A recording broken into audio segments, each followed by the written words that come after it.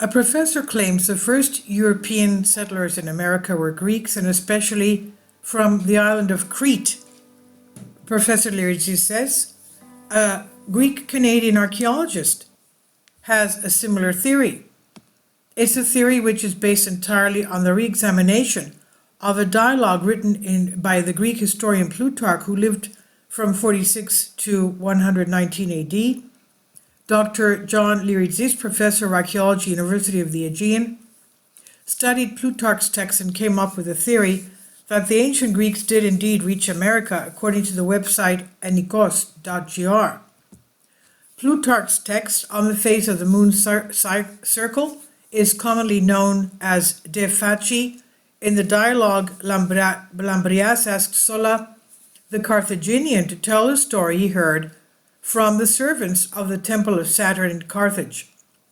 Sulla tells Lambria about a traveler who visited the temple after returning from a long journey to a far vast continent. A Greek scientist claims that Greeks traveled to America. Dr. Lyrgis bases his theory on scientific data and develops it in a paper he co-authored with astronomer Panayota Preka Papadima, philosopher Konstantinos Kalahanis, meteorologist Christos Tsanis, and IT consultant Panayotis Antonopoulos. And according to the traveler in De Face, new travelers would make the journey to the great continent about every 30 years when the planet Saturn appeared in the constellation Taurus. Dr. Lyrgis and his colleagues argued that the ancient Greeks traveled to that continent, which was indeed North America. The researchers argue that the Greeks could have used their detailed knowledge of astronomy to locate the locations of Atlantic currents that could move them west. In the story of the traveler in De Face, a total eclipse of the sun is described. The Greek research team searched 5 millennia of eclipse records to find one that met the specifications of the phenomena described in the dialogue. The researchers came up with an eclipse which took place in 75 AD. Using astronomy software, the team of Dr. Lyrgis saw that in the decades near this eclipse, Saturn would actually appear in Taurus during 3 periods, from 26 AD to 29, 56 to 58 AD, and 85 to 88 AD. The team used the 75 AD eclipse to place in time the conversation between Plutarch's informant and Sulla, who have traveled to the great continent.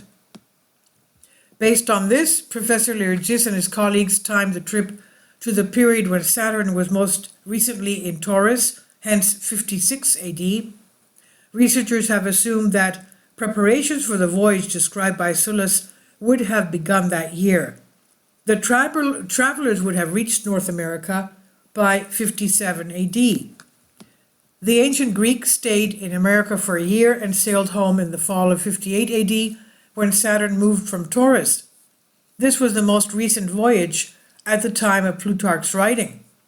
And according to the text, such voyages must have taken place every 30 years over several centuries, the Greek team surmises.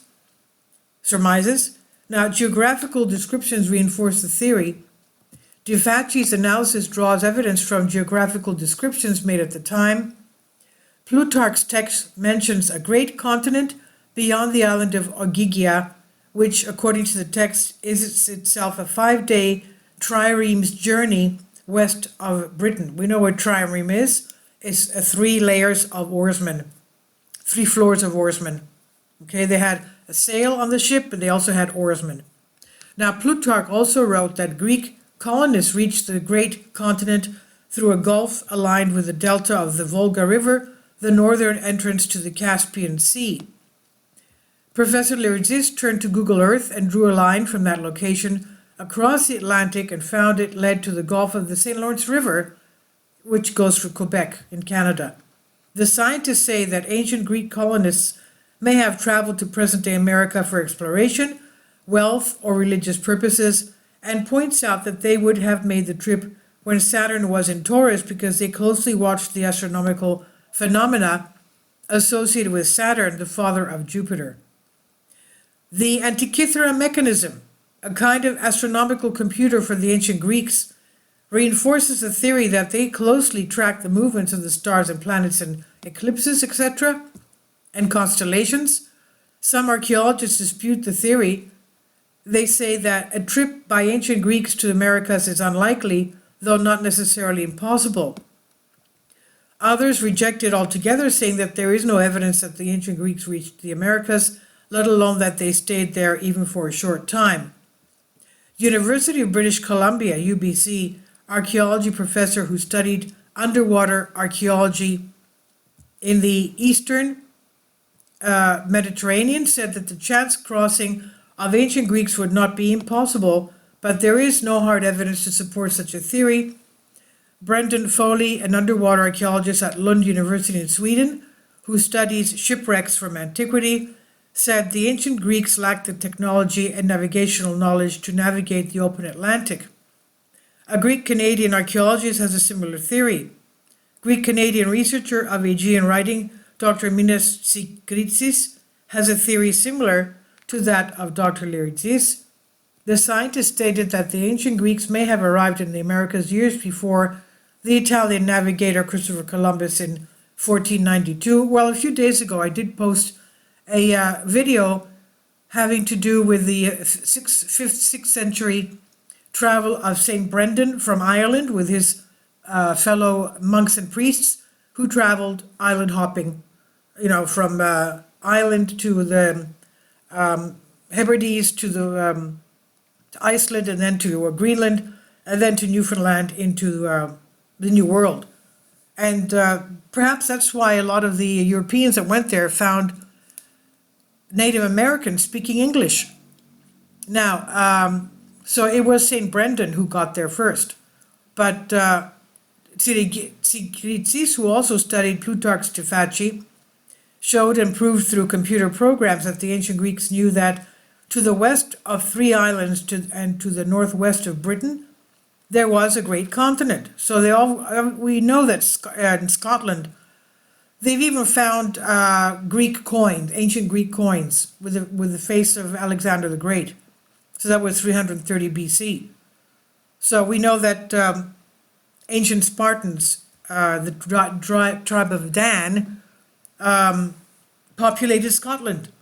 Now, the Greek-Canadian researchers believe that communications between Greece and America began during the Minoan era of Crete and continued until Hellenistic times. The purpose of these voyages during the Bronze Age was related to the trade and transportation of high quality copper from the Great Lakes, Lake Superior, to the border of the US and Canada. After the Minoans, the Mycenaeans, that's around Sparta, Peloponnese, continued the journey, and later during the Iron Age, interest in the area waned. Only once every 30 years did Greek ships sail to the regions where people worshipped Saturn, apparently what is now Canada and the northern states of the US, to replace the priests there according to that theory. And this I've translated from a Greek article. Please leave your comments and thank you for your support. Support my Patreon account. The daily posts are 5 videos daily and they are totally different from what I have on my YouTube channel. Thank you so much for your support and that you find all my content so interesting. You'll find the Patreon account details in the description box below.